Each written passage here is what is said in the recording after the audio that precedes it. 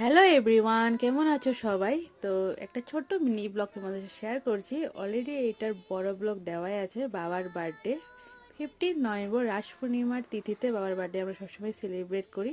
তো একটু মিষ্টি নিয়ে এসেছি, মা বানিয়েছে, পায়েস ছিল, কেক মানে মিল্ক কেক, স্যান্ডউইচ। তো সব মিলিয়েই বাবার বার্থডেটা ছোটো মোটো করে আমরা নিজেদের মধ্যেই সেলিব্রেশন করলাম। বাবা তো দোকানেই অলওয়েজ বিজি, তাও দোকান থেকে একটু আসলো দেখতে, মা পাঠিয়েছে বাবাকে, বলেছে যাও দেখে আসো। বাট বসেনি, ফটাফট এসে দেখেই তারপরে এই যে ভাগাম ভাগ বাবার, মানে দোকান ছাড়া বাবার আর শান্তি নেই। তো বলছে ঠিক আছে ঠিক আছে, খুব সুন্দর বলে চলে গেল। আর এদিকে তারপর ভাবলাম যে না, দোকানেই বাবাকে দিয়ে আসি। আর ও টাইপে কিছু দেখছিল, ভাই এদিকে বসে বসে কথা বলছে, মা পায়েস বাড়ছে। তো এইভাবে করতে করতে বাবার প্লেট রেডি।